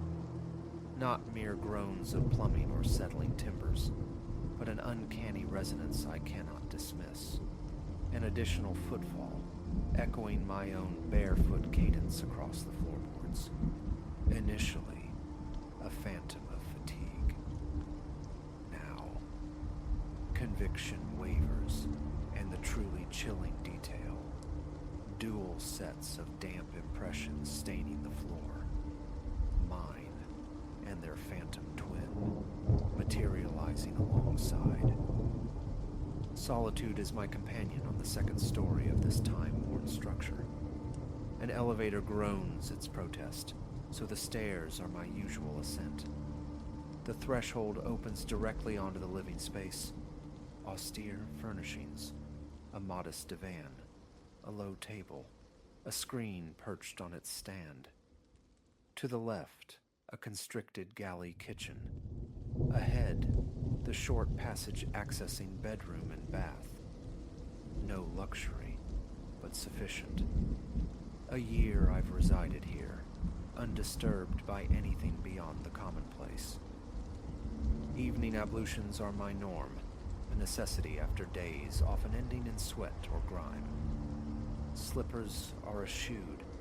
The cool kiss of tile against bare soles is a small pleasure, the residual dampness unbothersome.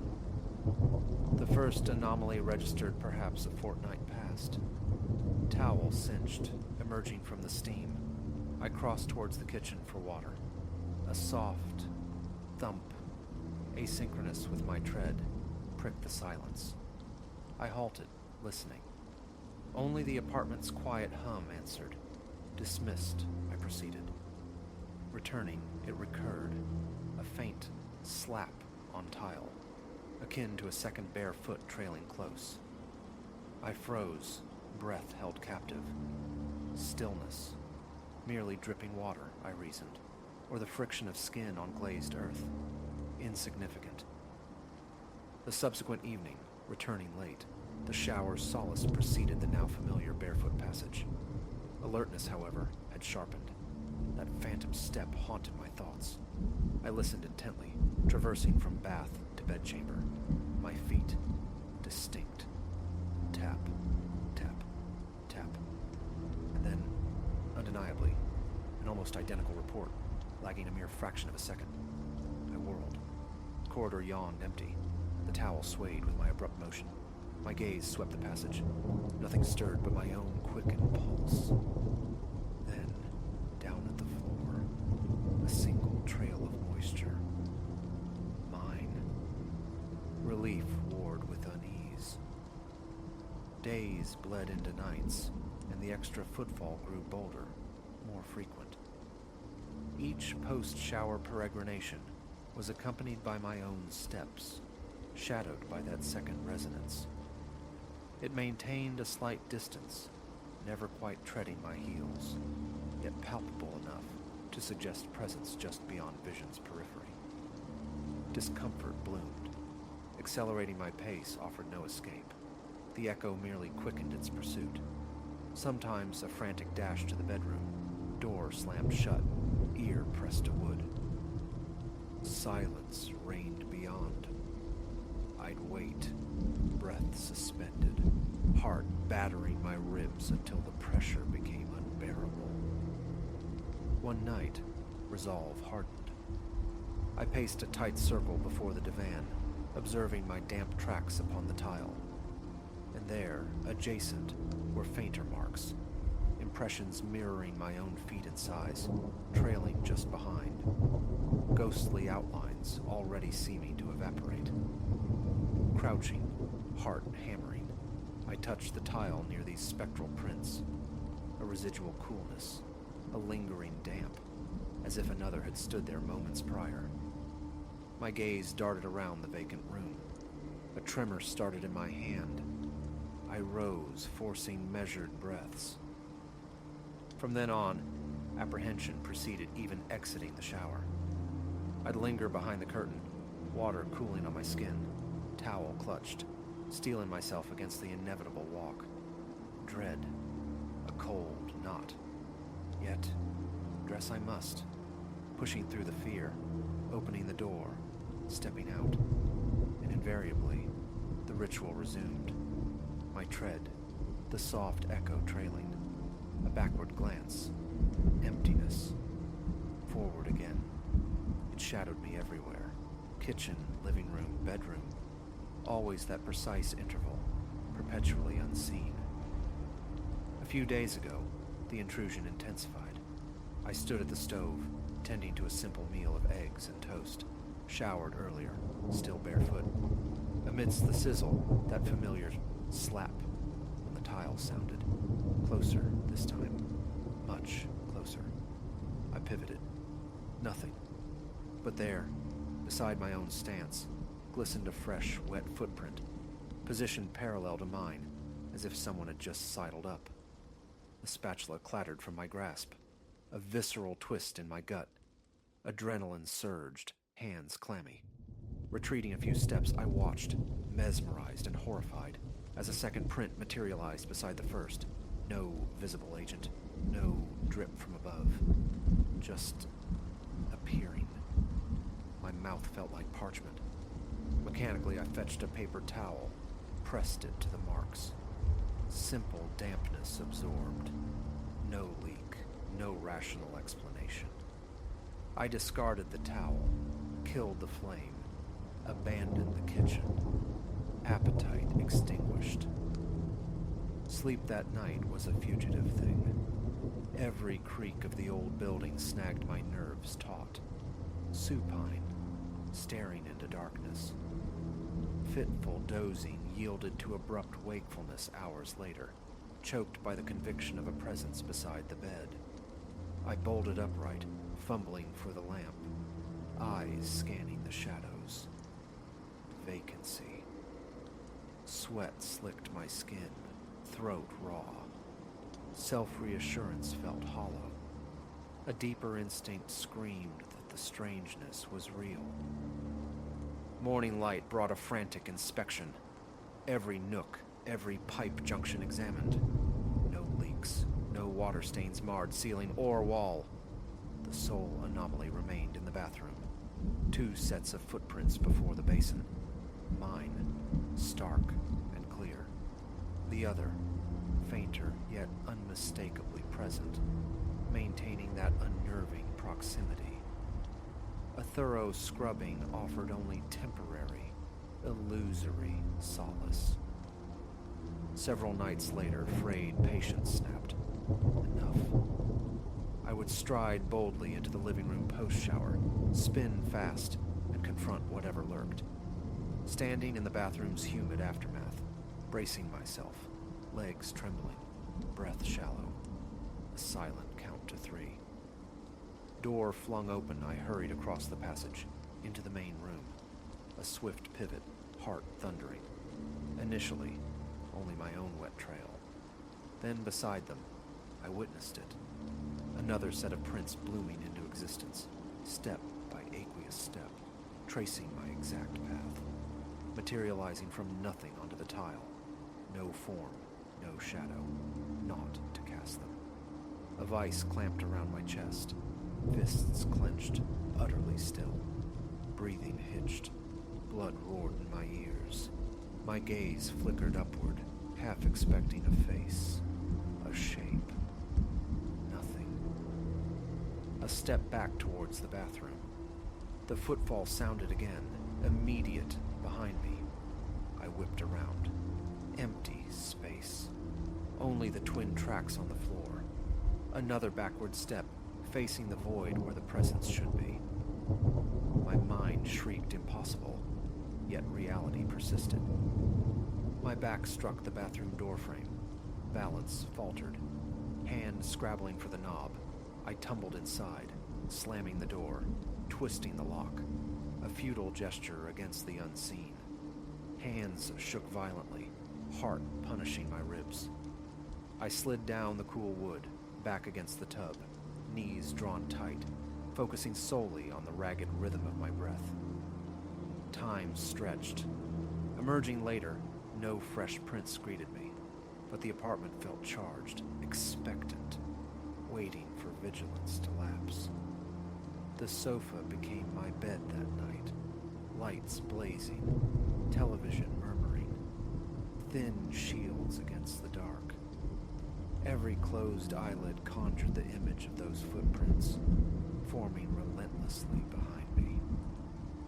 These past few days, the phantom prints manifest more widely, sometimes discovered upon entering the living room, as if awaiting my arrival near the divan or beneath the coffee table. Other times, the damp step echoes from beyond. The bathroom door, while I'm still showering, heavy, close. The hallway light, prone to flickering, remains extinguished, I court no additional unease.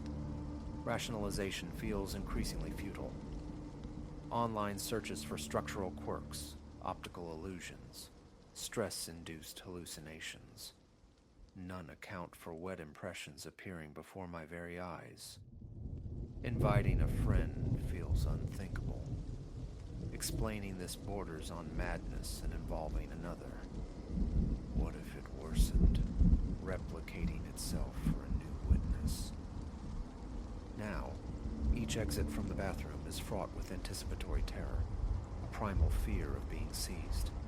Nerves are shredded wires, appetite a ghost, sleep a shallow refuge. The footsteps gain amplitude. Last night, a distinct scuff, a whisper of friction against tile directly behind me. The turn revealed only the familiar prints. This entity, this thing, whatever its nature, feels like it's closing in. The prints appear more readily, seem bolder, wetter, leaving larger patches of moisture. Socks offer no defense. The bare prints persist, mocking my flimsy barriers. Tonight, seated on the divan, I chronicle this on my phone, needing a record, a mooring. Expectation hums in the air, the imminent slap of a wet footfall. Palms sweat, breath is thin. My gaze keeps snagging on the hallway entrance, anticipating the slow bloom of prints on the tile. The chilling fantasy, a sudden turn, something stands there, observing. Am I prepared for that vision? Running is not an option. This space is mine. Eviction by fear feels like surrender. Yet honesty admits terror grips me. A flashlight rests beside me, a talisman of dubious power. Light cannot banish footprints, but it lessens the starkness of solitude. The rhythmic drip from the shower tap punctuates the quiet, a mundane sound imbued tonight with menace. Each drop anticipates the echo, muscles coiled, neck aching from constant vigilance. Perhaps I should just look. Confrontation might bring clarity, or at least certainty. Living like this, perpetually poised for flight, is unsustainable. See something, and know. See nothing, and perhaps the mind finds peace. I'm rising now, legs unsteady, resolve warring with instinct. Heartbeat, a frantic drum against my ribs. Breath, loud in the stillness. I reach the hallway's threshold. Quiet, save for the bathroom's steady drip. Bare feet cold against the ceramic. I advance. One step. Two. The wet slap sounds, close behind. I spin, flashlight beam lancing the space where the sound originated. I see it, the damp print still coalescing beside my own. Empty air surrounds it. My stomach clenches violently. Breath catches.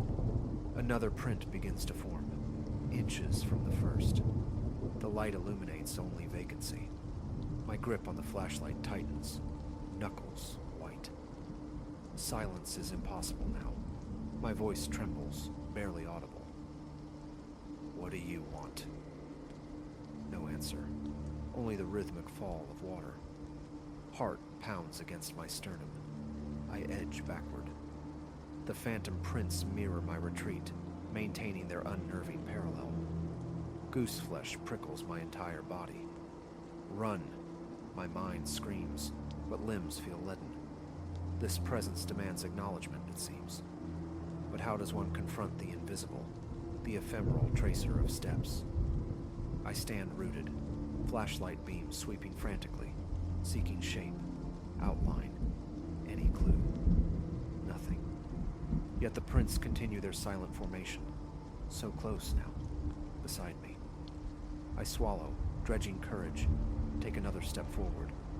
The footsteps mimic mine perfectly, instantly. I turn again, light stabbing the space directly behind. A sudden rush of frigid air, a draft where none should exist. Skin crawls, spine tingles. I spin back, see them. footprints forming ahead of me now, appearing precisely where my next step intends to land. The ending remains unwritten. Perhaps I walk forward until it reveals itself. Perhaps I remain here, frozen in terror's grip. Denial is no longer possible. I am not alone, Leo thinks. Something shares this small apartment, pacing beside me, mirroring my every move, leaving impossible traces. And perhaps, just perhaps, if I turn fast enough, one final time.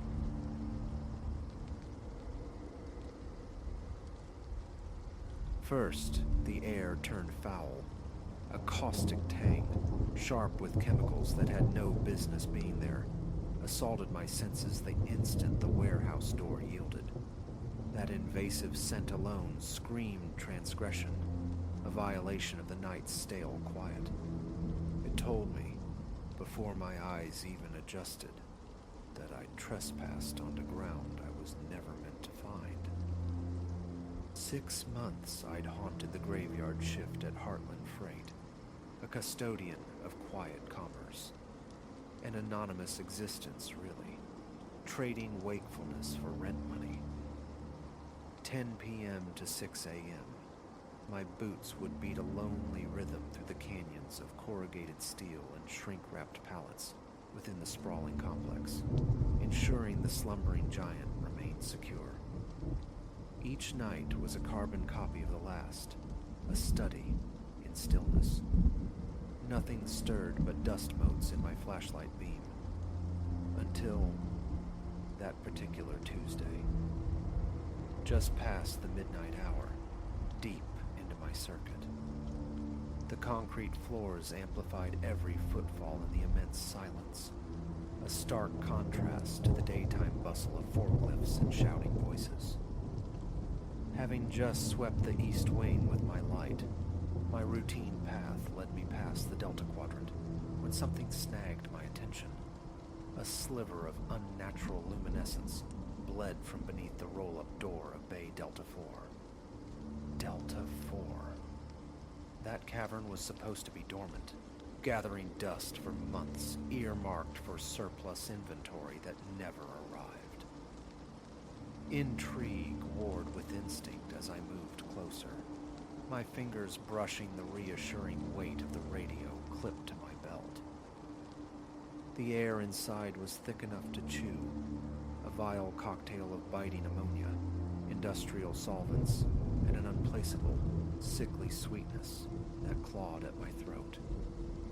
Tears sprang unbidden. Through the watery haze, my flashlight beam carved into the gloom, revealing not empty concrete, but chaos. Crude benches sagged under a labyrinth of glass tubing, flasks simmering over electric burners, wires snaking towards a central, monstrous contraption of stainless steel and coiled copper, pulsing with a low, menacing hum and spitting vapor. No PhD needed. This was chemistry of the darkest sort, an illicit factory, humming with poison, and its scale was chillingly professional. My thoughts scattered like startled birds. How long had this hive been buzzing unseen? Whose operation was it? And the immediate, paralyzing question, what now? Protocol screamed. Police. Yet a deeper tremor stayed my hand. This setup felt too elaborate, too audacious for petty crooks. This bore the signature of organization, of serious, dangerous money. If they could embed themselves so deeply here, undetected, how far did their network reach? Frozen in a paralysis of calculation, I heard it. A scuff of boot leather deep within the bay. Footsteps. Deliberate. My light died instantly. I plunged behind a towering stack of shrink-wrapped cartons, heart hammering against my ribs, praying the shadows would swallow me whole. 2 figures materialized from the gloom beyond a makeshift canvas partition. One, lean as a starved wolf, his arms a tapestry of ink that shifted in the dim light. The other, a slab of muscle packed onto a fire hydrant frame, head shaved smooth, eyes like chips of obsidian, devoid of warmth. Their voices were guttural murmurs, barely audible, yet sharp with tension. Delivery overdue. The old man's losing patience. Told you those border runners were solid. These new suppliers, flakes. Yeah, but their stuff. Uncut diamond. I scarcely breathed, trapped between them and the only exit. Discovery meant extinction. Their casual menace promised it. Oblivious, they continued their low conference, discussing logistics, territories, some encroaching rival gang. Each syllable deepened the abyss I'd stumbled into. Eternity condensed into minutes before they finally retreated behind the partition. Only when their steps faded completely did I dare to move, easing myself towards the door with agonizing slowness. I slipped through the gap, pulling the heavy door closed with a soft, dreadful click. Then I bolted. The security office felt miles away. I didn't stop running until the door was locked behind me, lungs searing, sweat plastering my shirt to my back. I collapsed into the worn office chair, the adrenaline leaving a metallic taste in my mouth. The need to report was overwhelming, yet as my hand hovered over the phone, a cold dread solidified. How does an operation this sophisticated materialize inside a secure facility unnoticed? The logistics, the sheer volume of equipment. Impossible without eyes turned blind, doors deliberately left unlocked. Someone here, someone wearing the same Heartland freight uniform, had to be complicit. The thought struck with physical force, a cold fist clenching in my stomach. Trust evaporated, leaving a residue of chilling suspicion. My supervisor, the day crew chief, anyone. Indecision gnawed at me. Calling the police might trigger an internal alarm, allowing the guilty party to sanitize the scene, or worse, silence the witness. Silence, however, meant complicity by inaction, letting this poison factory churn on. I chose a third path, patience. Information was power, and identifying the rot within was paramount.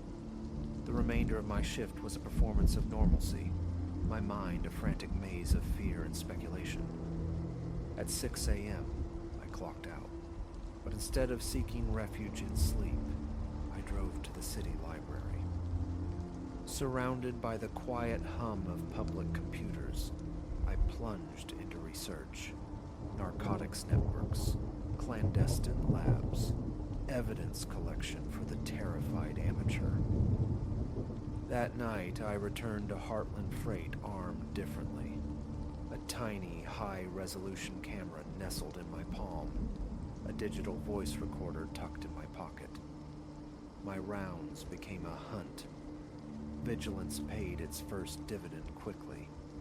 Gus, a forklift jockey I'd shared lukewarm coffee with in the break room, became a recurring shadow near Bay Delta 4. His movements were too deliberate, his glances over his shoulder too frequent before slipping inside. My new camera captured his furtive entries from afar.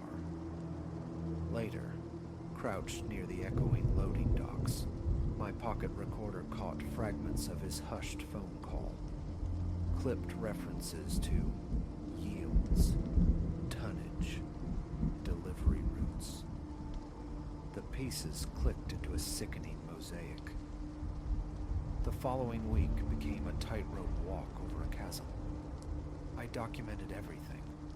More photos, muffled recordings, logs of suspicious vehicle movements near the perimeter fence, notes on personnel interactions that felt off. Caution became my second skin. I varied my patrol routes, avoided lingering, treated every shadow as potentially hostile. Yet the knowledge that I was courting disaster grew heavier each day. These weren't amateurs. They were professionals in a deadly trade. Paranoia bloomed, turning every sideways glance from a coworker into a potential threat. Every unexpected clang in the warehouse vastness into an imminent discovery. Sleep offered little escape, punctuated by jolts of panic at phantom noises in my apartment. After 2 weeks steeped in this corrosive fear, I judged my collection sufficient. It was time. The local precinct felt compromised, too interwoven with the town's fabric. Instead, my encrypted message, laden with digital evidence, found its way to the State Crime Division. An anonymous flare launched into the bureaucratic darkness. Then came the waiting, each day stretching into an eternity of suspense, wondering which would arrive first, salvation or discovery.